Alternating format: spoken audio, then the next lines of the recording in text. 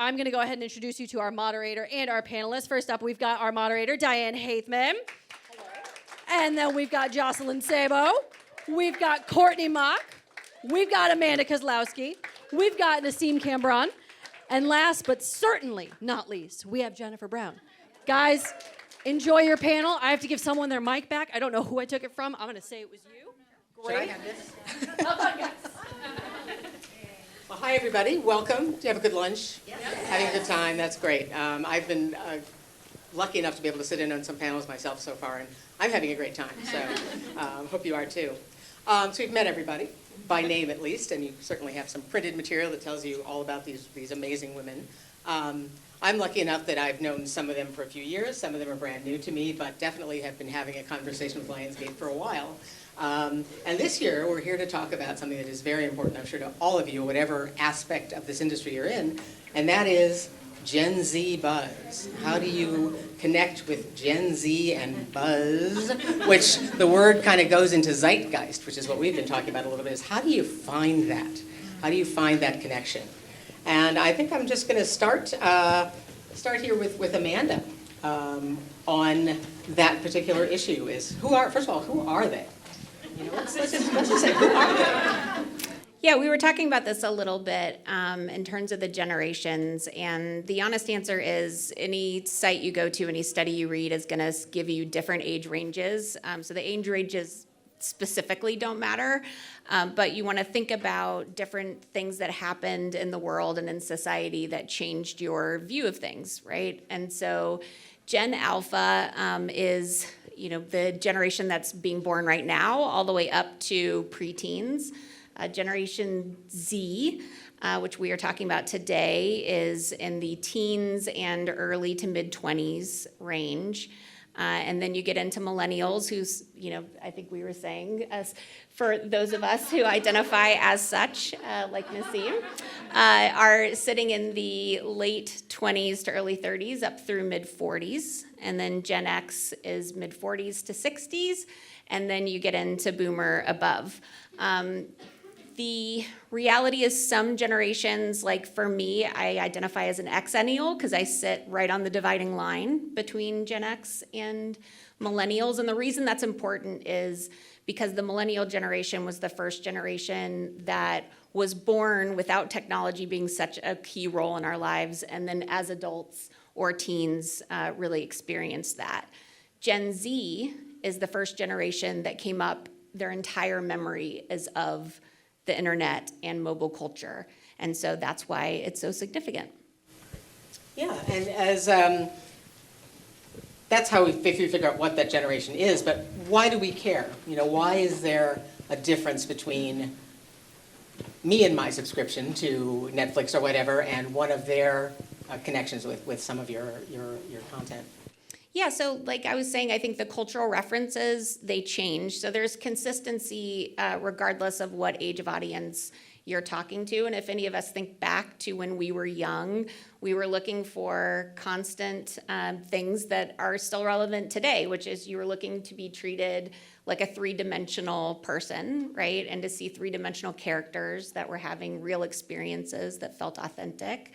And the issues that they were facing, whether you're talking about a John Hughes movie in the 80s, or you're talking about Rebel Without a Cause, or you're talking about My So-Called Life, was seeing things that they were going through and those problems being treated seriously. So Gen Z is no different than that. But the problems that they're experiencing, they are coming up in a much more tumultuous era when you look at the political environment, regardless of what your political persuasion is. They are coming up in a much different environment economically, right? When you think about demographic differences, those have also changed. So there's a lot that's different in their worldview, and it's important for us, whether we're content creators or marketers or distributors, to be thinking about that versus just applying our own lens or thinking about people as an archetype. I see. Well, Nasim, I think it's a question that I'd asked you before as we were just kind of spitballing this is, where do you find them? I mean, they're not in the room, right? Where do we find them? Are you in the room? Are you in the room? Anybody? You are? Yeah. Back there. We probably have a few. Yeah. So I'm sorry. Oh, good. I apologize if we say anything inaccurate. Yes. But the question is, how do you find How them? do you find them? Yeah. So I think it's less about finding them, although there are a few here. I think it's more about how you speak to them, which, as Amanda touched on, it's about authenticity, it's about transparency. I think, again, as Amanda said, they are the first culture that was ever, or the first generation that was ever born entirely internet connected. They don't know a world without Google. They don't know how to go to a library and look through a book. They've always had information at their fingertips, and as such, they know more and they're a little bit more savvy than the rest of us. And so it's really hard to speak to them in a way that they don't want to be spoken to. So they are a lot, more cutthroat when it comes to talking to them. Right, yeah. We always think of, previous generations, well, they're not reading, they don't know this, they don't know that. But to be able to, every time you have a question, just go, now I know the answer, it really means they are more informed when they come to you. They're far more informed. And when it Yeah. comes to, in our industry, when it comes to marketing to them, you really have to find ways that feel super on point and in a tone of voice that they understand. I always use the analogy that they much rather follow an influencer. That's primarily where they get their information now. They're twice as likely to get information from an influencer than from a traditional media source. I apologize to the host of this event. It is true, and there is a generation for that, and there are people that are grabbing their information in that way in terms of news. But influencers have way more impact, and so when we're marketing a movie or a television show, we are leaning a lot more on influencers and people that they know and relate to and can trust in different ways than traditional media. I see. Yeah, and again, they want people who are their age, right, who maybe are experiencing things in the same way. Their age or versus- their interests. Yeah. They'd rather follow somebody who is an expert in boots than to follow somebody that is widely followed with tens of millions of followers that's wearing a cool boot. They want to follow the person that is the boot expert. And if you watch, for those of you who may or may not dabble in the TikTok, at the top of every video when they're selling something, they're authenticating themselves. I am an expert in my field, and here's all the reasons and why you should trust me. And then they go on to sell you whatever it is they're trying to sell. Right, but there really is, it's a misnomer to say they're just kids making up what, and here's what I got No. this free hat. I mean, they actually are They're experts smarter. on. They're smarter. They're Yeah. very savvy. So we should actually listen Pay to what they have attention to to say. them. Yeah, yeah. What are some of the platforms that I learned a lot about talking Yes. to you about this? What are some of the Yes. platforms that you're finding those key influencers? So I use this analogy, but back in my day when I was growing up in the PR industry, so my field is publicity, the magazine cover was sort of it, right? So you wanted everybody on a magazine cover. It was this perfect, glossy, picturesque version of the movie star that you're selling, that the movie star is the person in your film that you want people to want to see. Nowadays, there are all these amazing platforms, including one that your very own Changemakers list, Amelia de Moldenberg, who has Chicken Shop Date. Has anybody here watched Chicken Shop Date? Oh, thank God. Okay, wonderful. She recently interviewed Elmo, which was just brilliant, cross-marketing for Sesame Street. But those kinds of platforms where you're seeing the talent or the actors in these long-form, really, authentic, genuine conversations, they're less glossy, they're more fallible, they're a little more relatable. You're seeing, I'll say, for one of our John Wick campaigns, we had Keanu Reeves do BuzzFeed puppies. Has anyone watched a BuzzFeed puppy? Down on the ground, interacting with puppies and having this, really sweet, authentic interaction. And in there, you plug your movie and you get the message across, but it connects the audience to that actor in a far more authentic and genuine way. Right, and I guess, when somebody's with a puppy, they are being genuine. Yes. It's not something that's been Puppies invented bring out the best for in a commercial everybody. or whatever, Yeah. for sure. Yeah. Yeah, and what you say also goes to that point that there's another misperception, I think, that that the Gen Z has an attention span about this long. It sounds like, gosh, they're willing to, if they feel like they're having that conversation, Yeah. that intense experience, that they will stay with it for a I little think, you can see that even with podcasts. I know that, Call Her Daddy has become one of the most wildly popular podcasts. They just interviewed a presidential candidate. And people, that generation, that Gen Z audience is actually listening to these longer form interviews. They are not afraid. They are not the MTV generation of my day where everything was quick. I think to some degree there has to be some sort of, upfront information that they can buy into, but they're a lot more willing to invest in longer conversations, and they just want the real shit. They just want the real shit. They just want to hear really Yeah, and they can authentic tell. conversations. So. seem to be able to tell Yeah. the difference. Well, Janice, in our conversation, you had brought up the fact that yes, there are these platforms, they're with these cool names, but also just how much of that audience is engaged with gaming all the time, and that's where Yeah. they're finding Absolutely. So you asked the question, where do you find this audience? You find them on gaming platforms or playing video games.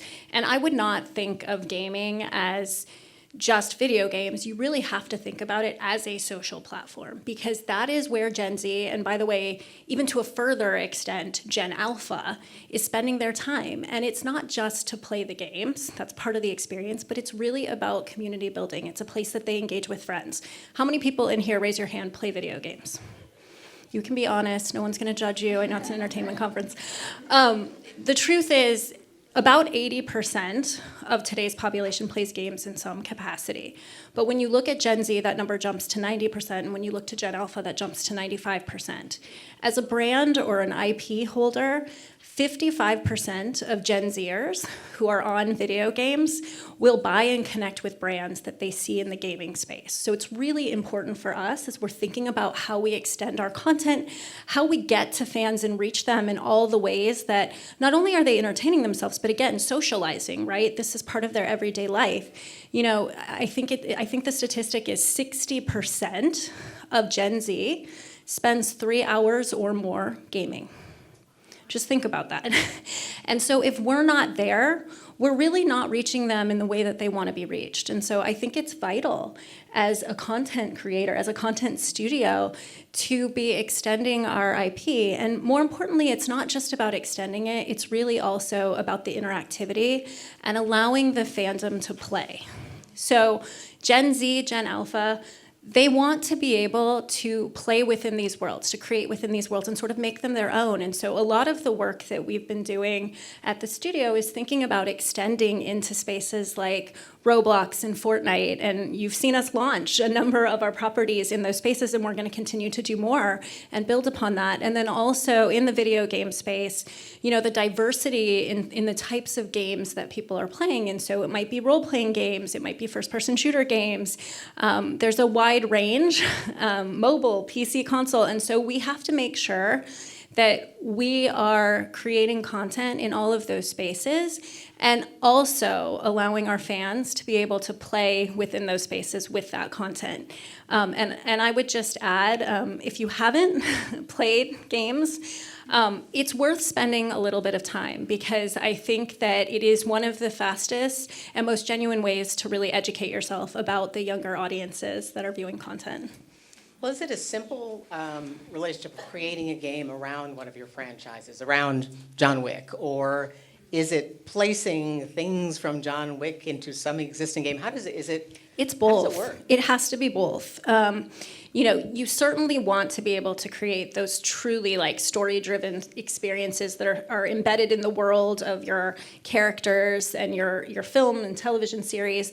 However, you also want to be able, we call it integrating in or crossing over into other games where fandom is. One, it's great for our audience because a lot of them are gamers, and so we're bringing it into a world that they're familiar with, but it also can help us grow our IP. We can pick up new fans by reaching audiences that are playing these popular games, and so I think you'd be missing the boat if you really didn't explore both spaces. We've announced that we're working on a John Wick AAA video game. That's something that our fans really, really want. It's going to be an incredible game. At the same time, you know, we've recently put John Wick into Fortnite. We had Billy the Puppet into Fortnite. So we're really doing both very actively. And I think fans are so appreciative of the ability to get to engage in all those spaces. Yeah, and I would think that that would bring some people in who maybe would not have seen That's the right. ad in, you know, the Absolutely. trades, in the wrap, or whatever it is, Yeah. that it'll open their mind to something that's brand new. Yeah. Well, we're also lucky enough to have some folks here from both the TV and the movie departments, keeping those franchises that we all know that have to do, you know, with John Wick, with the Hunger Games, with, you know, we've just got a lot of wonderful properties. But certainly thinking about how do you connect those with the younger generation? How do you keep the generation that has grown up with them and also those who are brand new to it? And let's see, why don't we just start with TV with Courtney and Jocelyn, and just maybe you guys can brainstorm a little for us. And I can lend you my mic, Jocelyn. You started to mention some of the great IP we have in-house, and I think one of the most exciting pieces we have is we're really lucky to be working with Stephanie Meyer and bringing Midnight Sun into the animated space for Netflix. And so I think that's a huge opportunity where there's, like you referenced, there's a built-in audience already. You know, it was a huge hit, obviously, when it first came out, and a lot of that original audience, they're older now, and they're moms, and so we know that they're gonna show up for it, but it's also a great opportunity to invite Gen Z and the younger audiences to the table, and so we're definitely thinking about that, and it was also really fun. Well, yes, I think, you know, the teens are like on social media and stuff. I will say that before we even announced that we were doing the show, I was at the library with my kids, and I saw a young teenager reading Twilight, and I was really excited, and you know, I felt like I had a little secret that I couldn't share with her, that like there's gonna be this exciting TV show, but it's really exciting to see that, you know, it's a whole new generation that's diving into the IP, and so that's really exciting for us. And also the generation who's seen it in one form probably is interested in coming to another form. Definitely. What's it gonna look like when it changes to? Yeah, it's a new opportunity too, yes, exactly, to bring it into the animation space, and I think that in recent years, there's been a lot of new, exciting animated series for adults, and so I think it also extends to that audience, maybe someone who wouldn't normally show up for a big romance story, but they're interested in animation. I think we have an opportunity to bring many different audiences to the table. We're certainly seeing, at least in this past holiday movie weekend, that animation is bigger than anybody thought it could be, so. Yeah. So that's exciting. Yeah, and I think just thinking about other franchises that we're always looking to extend, another one is John Wick. You know, last year we launched on Peacock The Continental, now, which was a prequel to the movies, and, you know, sort of always looking to grow the franchises, whether that's finding a new audience that might not have come to it, or just looking to expand the world in a bigger way. And now we're developing another TV adaptation, John Wick Under the High Table. We're working really closely with Chad Stahelski and Keanu Reeves on that. But again, I think just really, like, as we're developing it, thinking about how do we expand the audience? What does that look like? Whether that's, you know, I think it's actually a franchise that has a lot of female fans, but looking to grow those female fans, and who are those females, both young and old, that will come to it. And as we're kind of like working on it, developing the characters, developing sort of the storyline through it, like really talking about all of those aspects, including something like Gen Z, and how are we making sure that they're going to come to it, that they're going to interact with it in a big way. Yeah, just one quick follow-up question on that is just when you talk about, since especially with this crowd, women, and say John Wick, or however, is this younger generation much less sort of tolerant, I guess, of what we consider male franchises, that they want it to be, their lives are less sexist, frankly. Does it play a role? Is it? I don't know. I mean, I think it goes back to what they were saying about it feeling authentic. So it's mostly about having characters in there that they can relate to, that they feel like are authentic, that they are excited by. And to be totally honest, I think that there also are plenty of women who really love masculine TV shows. And, you know, I think John Wick is one of those franchises. I mean, you guys would know more than me, but like, it's a huge female audience base, and not just because, I mean, obviously, there's a very cute man at the center of it, but I think it goes beyond that, and sort of, you know, really identifying with sort of the characters within it, and, you know, I think that's our goal as well. It's not Yes. necessarily that it have to be women or have to have a particular personality, but just that you're seeing a full character there on the screen, it sounds like. Yeah. It's okay, I'll shout here. Let's talk about that when it comes to the movies a little bit. I mean, we keep hearing all over that just movies in general, it's tough to get audiences into theaters. They haven't left their houses since the pandemic. How do you get a generation that actually sort of was young during the pandemic and almost doesn't know anything else to sort of get out there and say, hey, there's a value to going to a movie, to seeing maybe a new extension of a classic that their parents know about? Yeah, I think that the honest answer is it's harder to get everybody, right, to commit to doing things. We're all hyper-scheduled. There's so many demands on all of our attention and time, and so that remains consistent regardless of what age of an audience we're speaking to. I think there's two truisms that run counter to the prevailing belief, which I think what you're talking about is a real thing that people talk about inside every studio. And the two things are, one is when you think about movies, it is still one of the only places as somebody under 18 or 21 that you can go to with your friends without supervision or with your parents sitting a little ways away and feel like you're having some time by yourself. And particularly as places like shopping malls go by the wayside, those kinds of forums become even more important. So I think that will always be the case as long as we're in this current version of the world we're living in. But I think we also see that reflected. There was a study that UCLA did in August, and it was speaking to a bunch of Gen Z movie fans and entertainment fans about what their preferred activities were. And what they found was that going to see a movie on opening weekend was still the number one activity that adolescents identified regardless of time or money. And that was over sporting events, it was over concerts, it was over watching a series on streaming, it was over playing a video game right when it opened. And I think the reason for that is that when they dug a little bit deeper, those adolescents were saying that movies and TV series are still something that they view as a conversation starter versus social media is a place where you want to sort of disconnect, right? And you're kind of trying to get your mind off other things. So it's a bit more passive. And I think stories, since the dawn of storytelling, have had emotional resonance to us that teach us empathy, that teach us about ourselves and the world we live in. And I think that power is not going to go away anytime soon. Sure, yeah, they have to have something to comment on. You know, their opinions are very important to them, but on the other hand, you just don't react out of the blue to the world. You need a story, you need a character. Do you actually, you know, if some kid writes in or reacts to something that you can see and just says, I hate it. I mean, do you take that into consideration? I mean, when it comes to writing and development?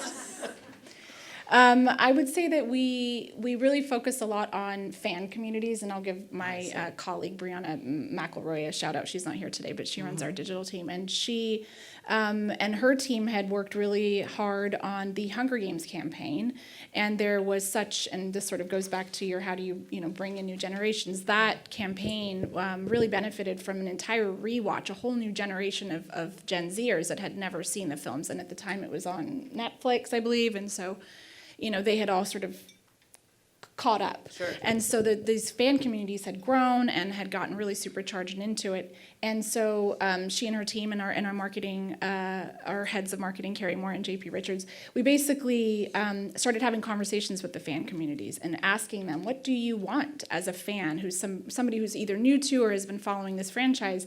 What do you not like? What's not working? And there were weekly calls, I think at some point, conference calls, where we were having direct conversations with them and taking their feedback really, really seriously. And I think that ultimately, benefited the health of the campaign because they felt heard, and then that sort of turned around and provided more chatter and more enthusiasm about our ability to engage with them directly in that way. Yeah.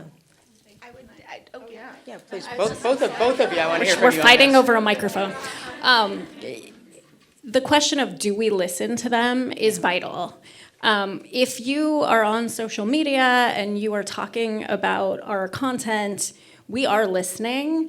And a perfect example is, we're releasing a Twilight Lego set. And I can tell you, the Twilight fandom, I know we have the new TV series, but it is real. It is so big right now. Some of you may know that this is Hoa Hoa Hoa season, which is sort of the Twilight way of saying it's fall, and it is a huge movement that happens.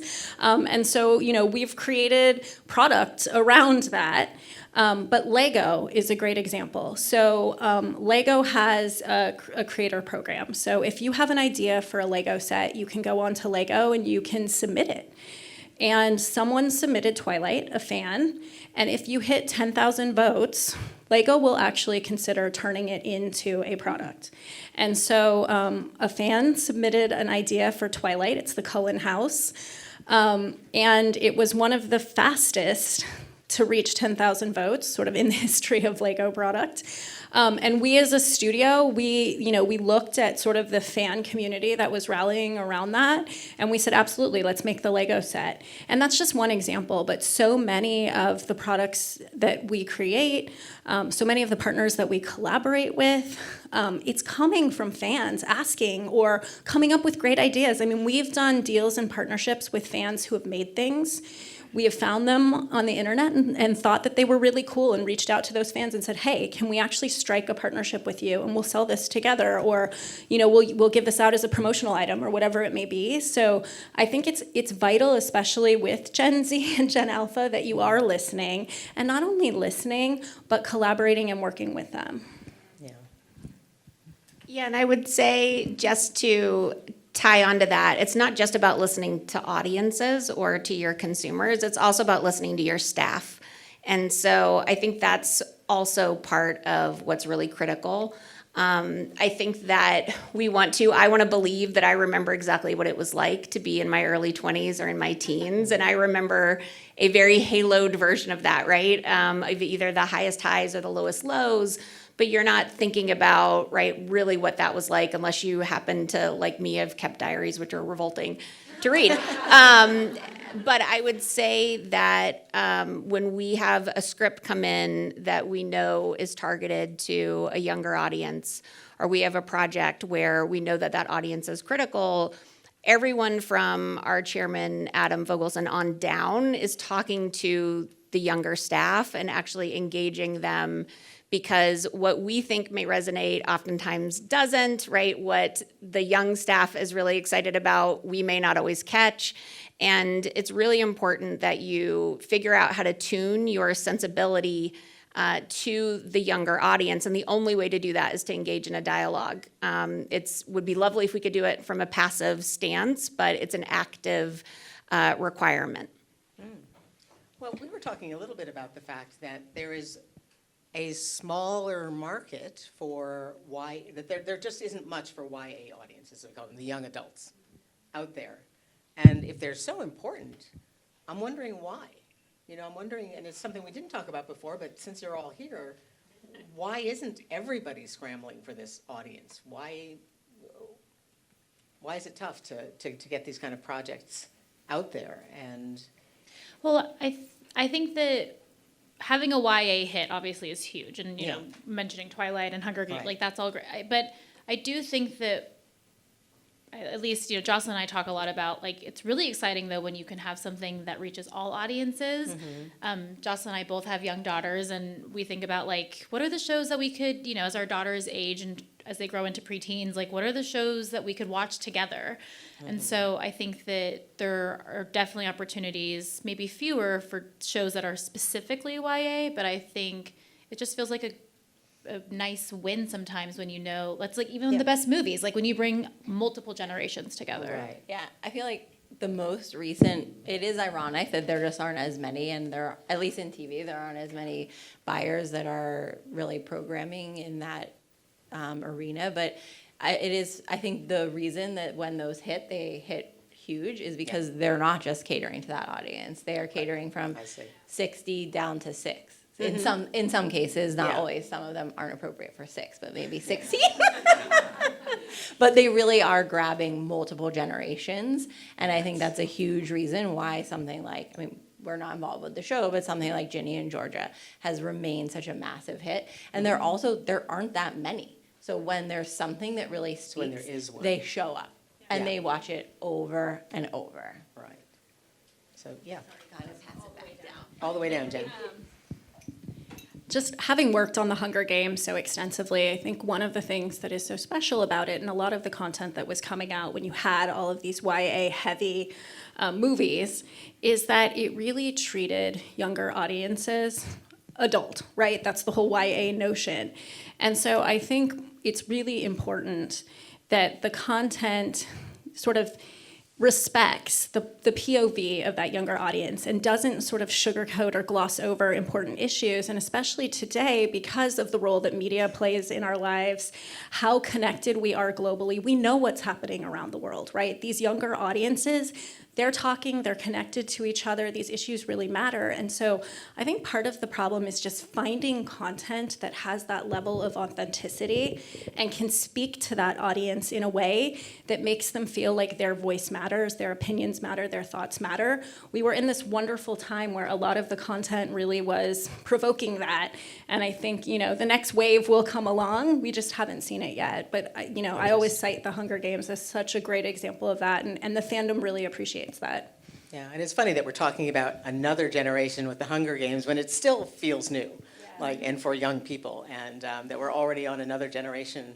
But that does make sense when you talk about speaking to a number of generations, that you would take this very valuable and powerful IP and say, okay, how do we either reinvent it or at least get it to these audiences? Yeah, and I would say that the resonance that Katniss had as a heroine, I mean, you think about it, you didn't have a female protagonist in an action-oriented franchise like that before she came along, and I think it was part of what really, along with Jen Lawrence's performance, right, like really helped usher in that era.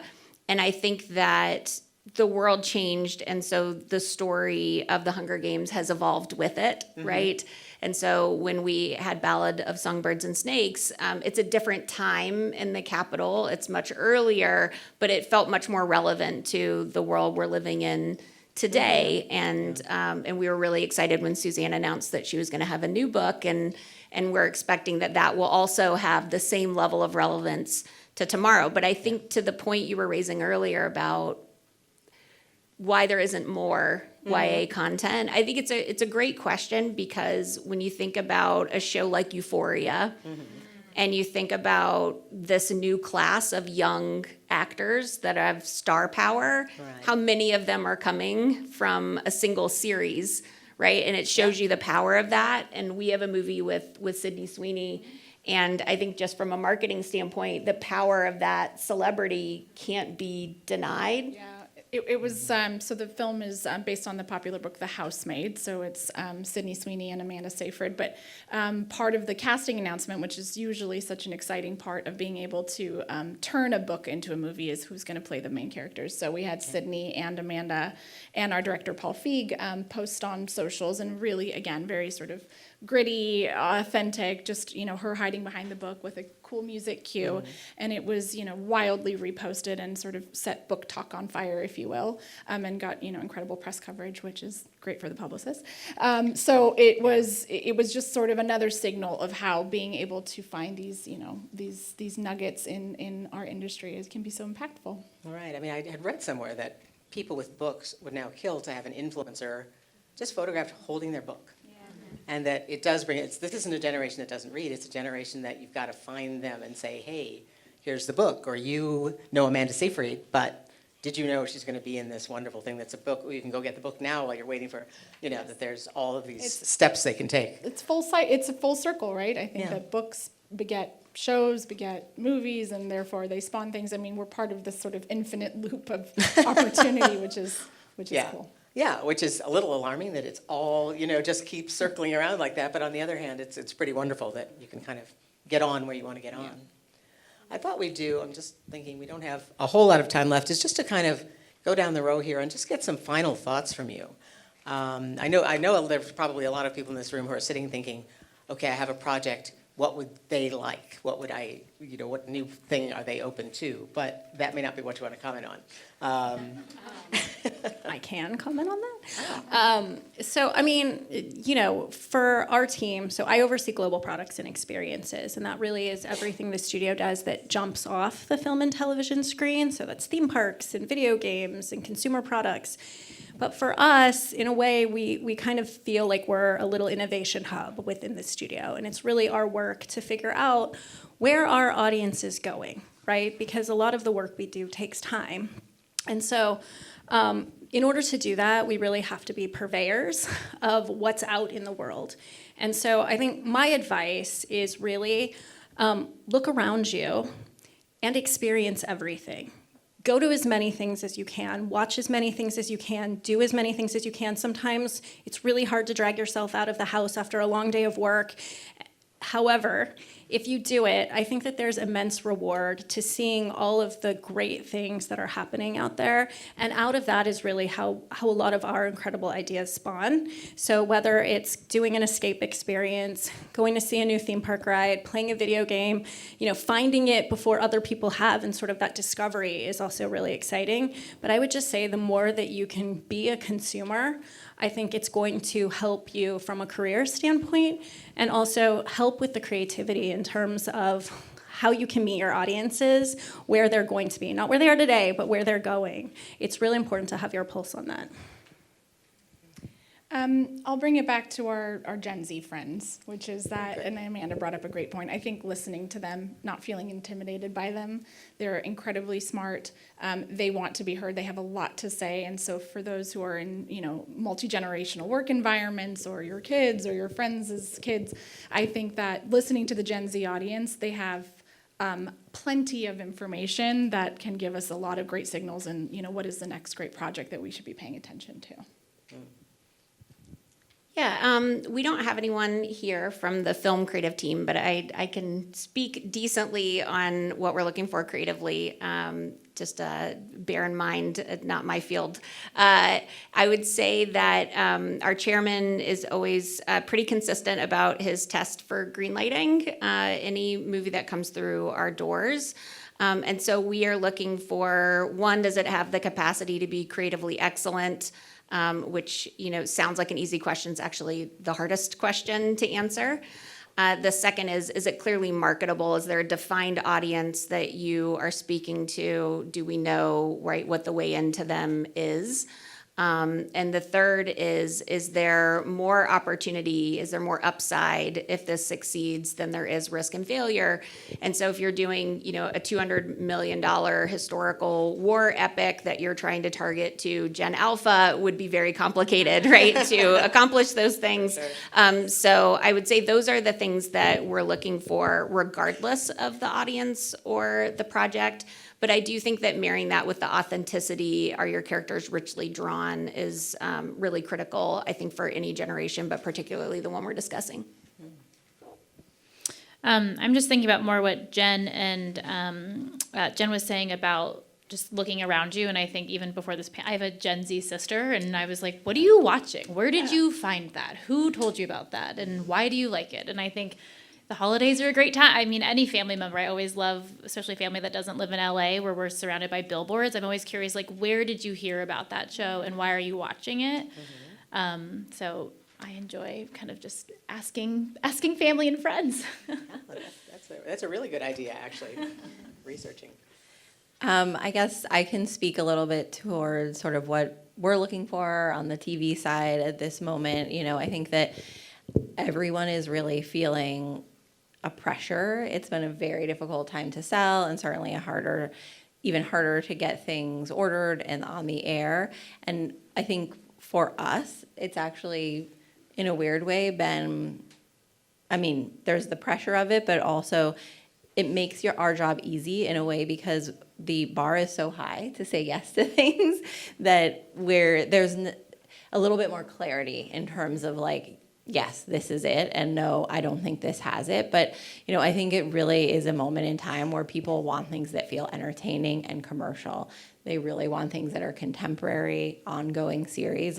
Certainly we'll swing back, and there will be the period shows that are sold. There will be a few limiteds that are sold, but it's such a focus on contemporary, ongoing series. And I think gone are the days, at least for the moment, that feel like the anti-hero or the tiny, very personal story. doesn't have to be broad and down the middle, that like sort of is dumbed down, but still very commercial, speaking to a broad audience, and ultimately entertaining. We always talk about Squid Game as being a good example of something that, like, obviously, yes, it leans a little darker, but there was still a lot of fun and a huge entertainment value to it. And so I think, like, even if something is leaning a little darker, it has to have that other layer to it. Yeah, I mean, it is sort of frightening to think that Squid Game was so entertaining, and yet it was. And I was seeing little kids dressed up as the Squid Game characters, and that was scary, but clearly there's some fantasy element that made it kind of okay. These kids will grow up normal, I hope, and all of those sorts of things. Yeah, I think that, Nasim, you made a point that, when you said don't be intimidated by this generation, I think we tend to think more of don't talk down to this generation, but I think some of that talking down does come from, I'm afraid, oh my God, they're taking over, and to just forget about that when you're talking to them. Just talk to them. I have a follow-up. Yeah, say more, please. I'd like to, are we wrapping? And is this our wrap? We're getting Almost there. there, okay, because I almost there. We got 5 was minutes. really hoping that I So. could get Diane to say slay. Oh, slay? Just say slay. Oh, you guys slay. Girl, you slay. You slay. That's what my team has taught me, and I can't think of a greater compliment than to be told slay. You slay. So yes, Yeah. they are. Yes, you're exactly to that point. Just Oh, excellent. don't be intimidated. They want to include you. They're playful. They are not trying to put you down or Yeah. to age you up. They want to just be heard. They just want to be part of the conversation. So, Yeah, and I'm thinking listen my to them. generation, we wouldn't talk to our parents, or much less somebody's grandparents, but now they're like, they're connected on social media to people's great-grandparents. I mean, they don't have that wall of bias that, so They're get rid of it brave. when you talk to them. They're super brave, and Yeah. and to Amanda's point, in our meetings, like we're encouraging them, like speak up, and they're like, yeah, I know, we're gonna speak up. Like it's Yeah. back in my day, it was like, hey, is it okay? And so no, they have big, bold voices, and so that's Yeah. been really motivating for us too, as leaders, because you want to sort of encourage more and more of that, and so, yeah, slay.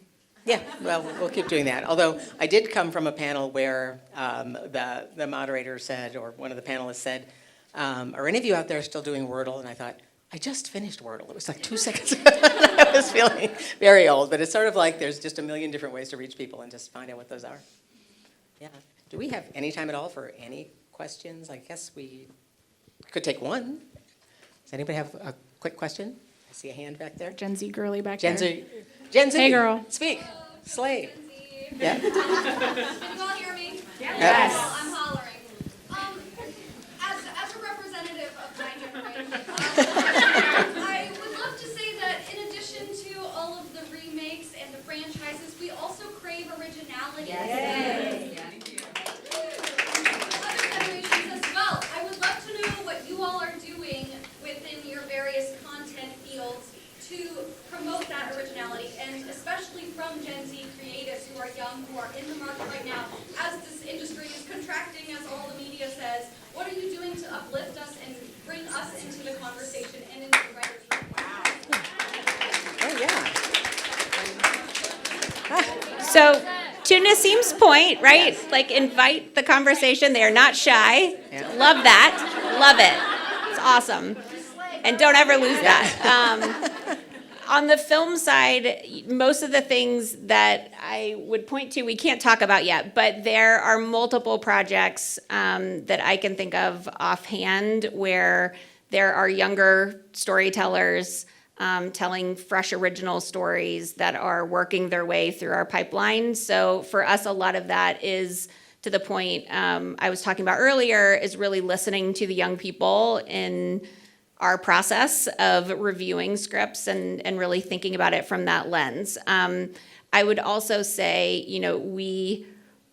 we want nothing more as storytellers and storytelling companies than to embrace original content. And I would say whatever audiences can do to also support and attend and watch those stories, those viewership numbers don't lie, right? And so the more that we all embrace those, and I hold myself to that same account, then the more of those original stories we all get to keep seeing get created. And I agree with you, that's what brings the talent pipeline right? That can tell bigger stories through. So on the film side, we are working on it. Totally hear you and fully embrace what you're saying. Yeah, I mean, I think we do the same on the TV side. I think that, like, you know, yes, despite the fact that we did talk about two pieces of IP and two big franchises for us as a company, I think that original ideas are still incredibly powerful. And, you know, again, I don't think we can talk about most of them as examples, but we're still selling original ideas. It's not like we're only selling IP, obviously from a variety of sort of generations of people, but I think it's incredibly important to us to continue to find new young voices, whether that's, you know, hiring young voices in the room, whether that's uplifting, you know, assistants into executives in our own department, and listening to them, by the way, when they have friends or they know of, you know, young voices that we should be listening to. And, you know, we're hearing pitches from every walk of life. And, you know, I think it's really just about having the right idea and, you know, the right thing that we feel like we can sort of pull through. But absolutely, it's incredibly important to us as well. Sure. Thank you. No, that's great. And, you know, but as we always talk about, and it's really a question not even just for this panel, but for anyone working for any studio, is just because the cost is so high of developing anything, that what everyone always comes in and says, well, why don't we make it cheaper then? Why don't we make those $20 million movies instead of $200 movies? I guess that's always the hope, that there'll be somewhere that people can enter and try something without having to worry about that huge success. I don't know if that's ever going to be the case. You know? But you also have so many more platforms, right? Yeah. So, I mean, the nice thing is that content, you know, and I say this as a movie studio who definitely believes in releasing things theatrically, but there are so many platforms for content now. And so I do think, as someone of a younger generation who's trying to get their content out in the world, I mean, there are other ways to do it. If it is a time when audiences aren't necessarily proving out that original content is going to work to the same extent, and so less of those things are being made right now. And I do think the pendulum's always shifting, right? Like we enter these phases where a certain genre will be really hot, or you know, certain types of content. I mean, we remember back in the day when everybody wanted to see comedies, right? And now we've been in this lull period, but it will come back. But I think the very amazing thing is the time we live in now allows you to go out and create so much more cost effectively and get your content out in the world. And maybe that doesn't become a hit, but it's the one thing that someone sees, right? And maybe they didn't see it on the movie screen, they saw it you know, on a social platform, but that sparks you into something that's bigger, and you can kind of grow your career there. I just think there's so much more opportunity now than there was previously. I totally agree with that. And I would just add, one of the many things that I love about Lionsgate, and I've been there for going on 18 years, which is insane to say, it makes me feel very old, is that we have a whole variety of movies that fall under our stable. So yes, there are wide theatrical releases that are on 3,000 plus screens that are being distributed by us, and there are also movies that are going out on 15 or 10 or 20 screens and everything in between. So regardless of the production budget size, regardless of, right, like what we see as the specific distribution path, like there is an avenue to have all manner of stories from all manner of storytellers distributed by us, which is something I really love and has given us a lot of opportunity to bring in new filmmakers into the fold that we then continue to work with on bigger projects. Great. Well, thank you all. I think we're sadly out of time, right? Thank you so much. I love this. This is like my favorite thing. And thank you all for being here, and good luck with what you're working on.